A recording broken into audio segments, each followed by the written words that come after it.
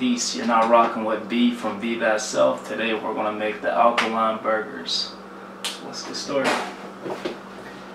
First, we're going to take 2 cups of oyster mushrooms. You can add a little more. The oyster mushrooms give it a nice meaty flavor to the burger.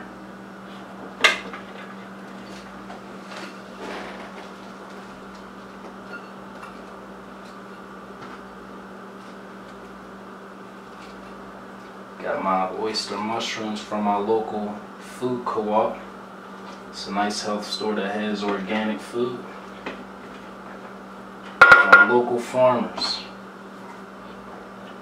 I'm going to take 2 cups of my cooked wild rice.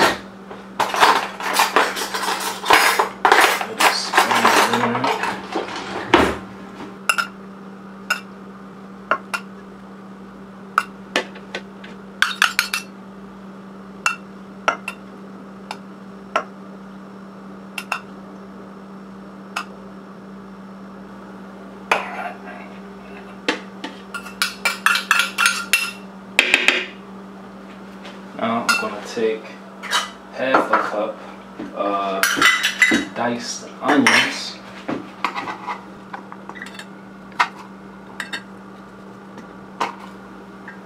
Have a little extra onions there, which I'll place in a Ziploc bag or mason jar for later. I'm going to take 2 cups of my red pepper. And if you have green pepper or yellow pepper, orange pepper, it doesn't really matter as long as it's a pepper. I'm sure the taste may taste different, but I'm rocking with the red pepper today.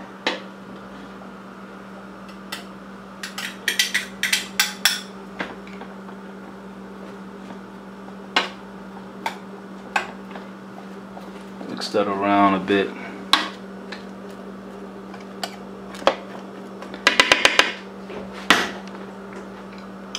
Going to add now my chickpea flour, which I place in the Ziploc bag to keep it fresh. I'm going to add 3 tablespoons of chickpea flour, also called garbanzo bean flour.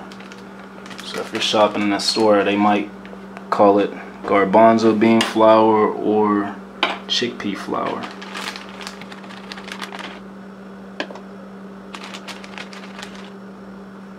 Skillet.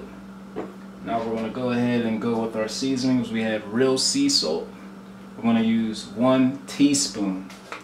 And this makes about 6 to 8 burgers. So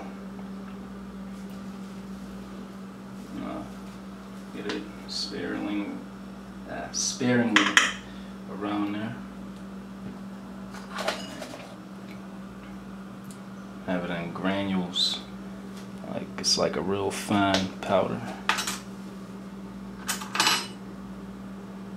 This is 1/4, so I'll just use 2 1/4, which equals 1/2 teaspoon.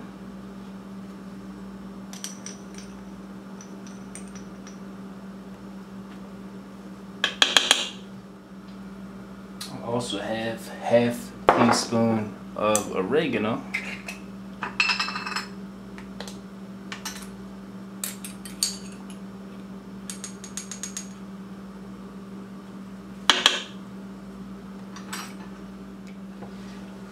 To use a pinch of cayenne.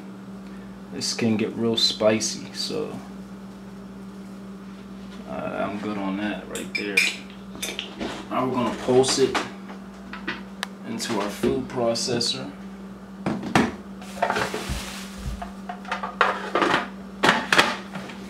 I have a Hamilton Beach food processor. It's nothing special. It costed me, I want to say $40, and it gets the job done.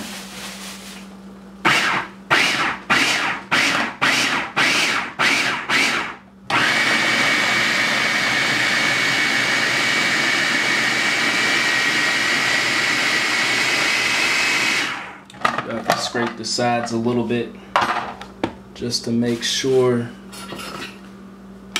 all of it is being grinded down. You don't want no big chunks of like mushroom or peppers. If you do, it's okay, but we want a nice looking burger.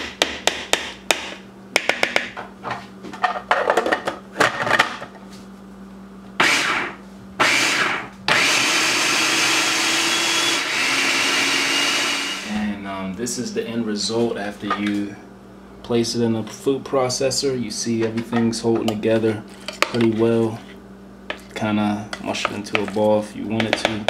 Alright, and we're going to take a 1/4 cup measuring cup and gonna stock it, pile it up to the top. Just a little more.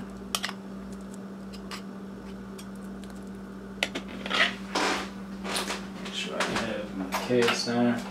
So my cast iron is nice and hot. It's on low right now. I'm just gonna turn up the heat to a medium-high heat.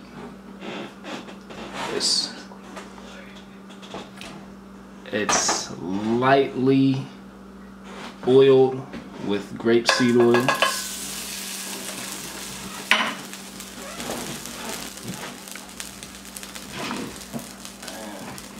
The handle's usually hot on the cast iron, so you want to make sure you grip it with something that can bear the heat. And I move this over a bit, rub the oil on the bottom of my spatula, so when I'm flattening my burger, it doesn't stick to the burger and keeps it nicely together. It's a little trick. Alkaline Chef B.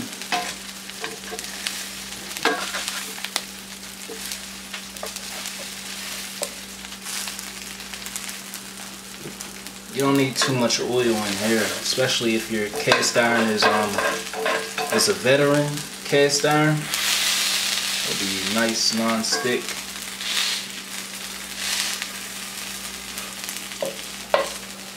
So you're gonna leave these burgers in the cast iron on a medium-high heat for about 5 to 7 minutes because you want it nicely brown. Make sure the oil is getting around all over the edges. You want it a nice brown burger look to it. And then once it's like that, after the 5 to 7 minutes, you try to flip it over. It's gonna hold. It's not gonna break.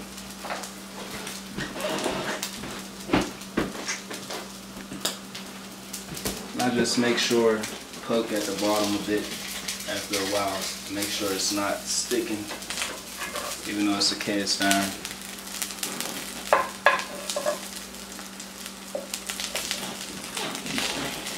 Look, almost messed up. Let me try to keep it together because we live right now.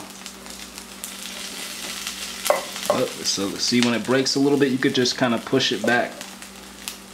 I'm glad I did that, so I can show you how to get it back together.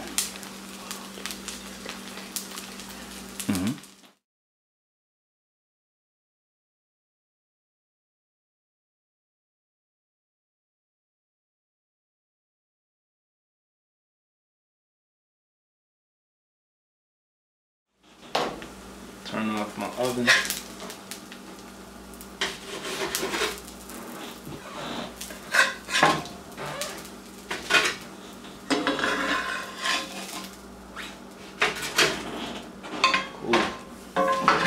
So while that's cooking, while you got that on a cast iron skillet, you can work on your buns, which is my spelt dough recipe. You can find that on BTHYSELF.com, but we'll go ahead and work with it together.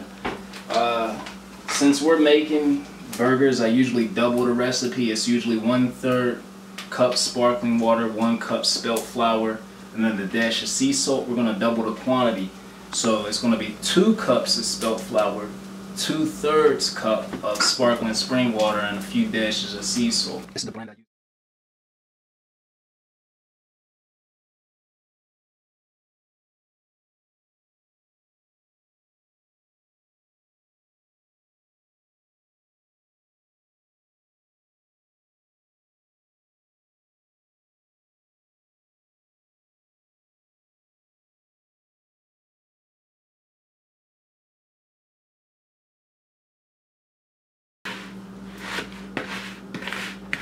Get all the flour, make sure you scrape it off all the sides. And I never baked this before, but once you form your burger patties or your hamburger buns, you could actually pop it in the oven and bake it. Let it cook bacon. But before I toasted it on a cast iron.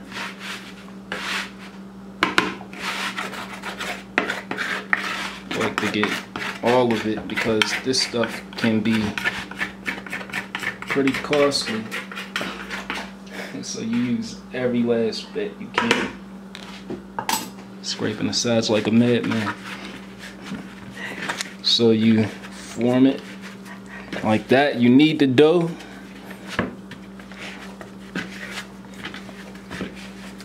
And you see how we got a nice amount of flour, so it's not really sticking to our hands. You do a little light knead to it.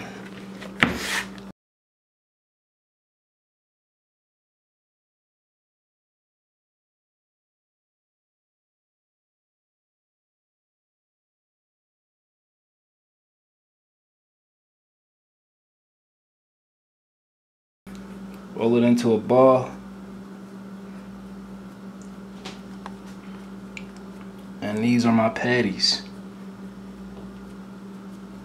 You got a better way to do it, that's fine. You don't have to do it my way. Alright, so for the first set, we're gonna toast it on a cast iron on a low heat. I got it on 3. You only need to toast each side for about 1 to 3 minutes. Sorry, 1 to 2 minutes. I say 1 minute. 1 minute, that should be fine.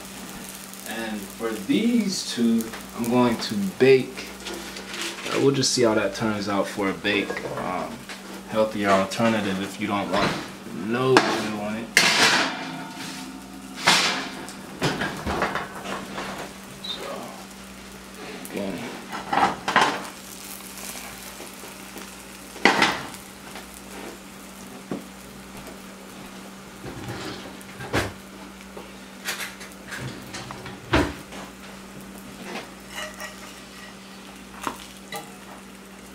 Swirl it around a bit.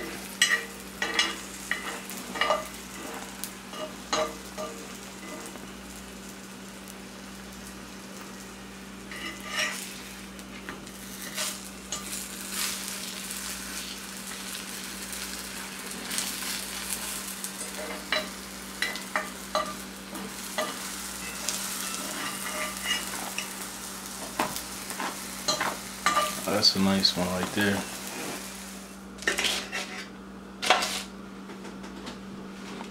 Now what I do is take this, place it on there.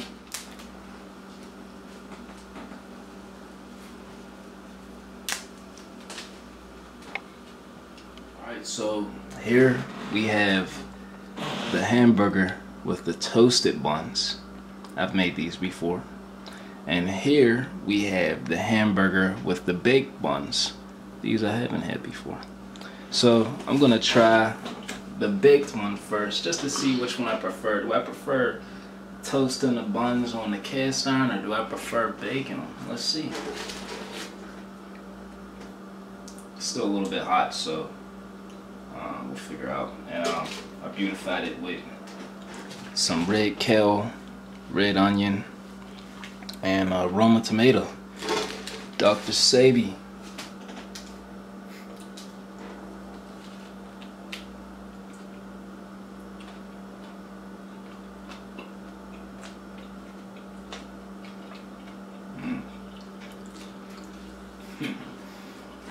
Pretty good. I knew the burger itself would be good,